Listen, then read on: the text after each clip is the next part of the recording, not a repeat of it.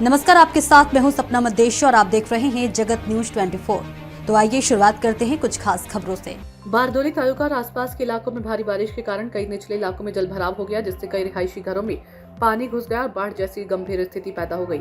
ऐसी विकट परिस्थिति में प्रभावित लोग अपने घर छोड़कर सुरक्षित स्थान पर जाने को तैयार नहीं थे, जिससे उनके जीवन और संपत्ति को गंभीर खतरा पैदा हो गया। इस स्थिति को ध्यान में रखते हुए सूरत ग्रामीण जिला पुलिस अधीक्षक राजेश गढ़िया साहब के मार्गदर्शन में स्थानीय पुलिस और स्थानीय सुरक्षा समिति की एक टीम लगातार बारिश के बीच प्रभावित क्षेत्रों में पहुंची और लोगों से आमने सामने बातचीत की।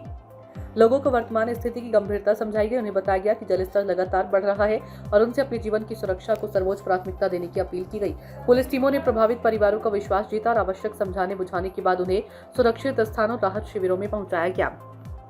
इस अभियान के दौरान बुजुर्गों, महिलाओं, बच्चों और अन्य जरूरतमंद लोगों को विशेष प्राथमिकताएं दी गई। भारी बारिश और प्रतिकूल परिस्थितियों के बावजूद पुलिस ने निष्ठा और मानवीय दृष्टिकोण अपनाते हुए समय पर निकासी कार्य पूरा किया, जिसके परिणाम स्वरूप संभावित जान माल के नुकसान को प्रभावी ढंग से टाला जा सका। दीपेश भाई रामानंदी की रिपोर्ट। दक्षिण ગુજરાતમાં જે ભારે વરસાદ થઈ રહ્યો છે એ બાબતે ખાસ સુરત ગ્રામ્યના જે અમુક વિસ્તારો છે એ વધારે સંવેદનશીલ છે।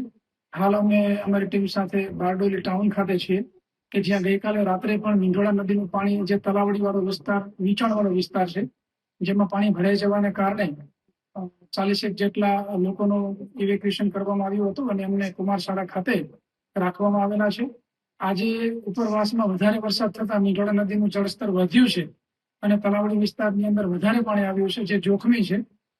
પરંતુ અમુક પરિવારો જે છે એ ખૂબ ઇમોશનલ થઈ ગયેલા હતા અને પોતાનું ઘર છોડવા તૈયાર નહોતા, એટલે અમે અને અમારી સમગ્ર ટીમ દ્વારા એ લોકોને સમજાવી, જેની અંદર બાળકો, સ્ત્રીઓ, વૃદ્ધો જે છે એમને પ્રાથમિકતા આપી અને સમજાવી અને ત્યાંથી બહાર કાઢવામાં આવ્યા છે અને એમને કુમારશાળા ખાતે હાલ રાખવામાં આવ્યા છે, જ્યાં એમની રહેવાની, સુવાની, જમવાની તમામ પ્રાથમિક વ્યવસ્થાઓનું ધ્યાન રાખવામાં આવેલ છે। અને ખાસ કરીને અન્ય નગરજનોને પણ વિનંતી છે કે જે જગ્યાએ આ પ્રકારનું પાણી ભરાવું હોય અને જળસ્તર વધી રહ્યું હોય ત્યાં જિલ્લા વહીવટીતંત્ર દ્વારા જે કંઈ સૂચના આપવામાં આવે એ સૂચનાને આપ અનુસરો, કારણ કે આ જે અમે પ્રયત્નો કરી રહ્યા છીએ એ આપના અને આપના પરિવારની સુરક્ષા માટે જ કરી રહ્યા છીએ।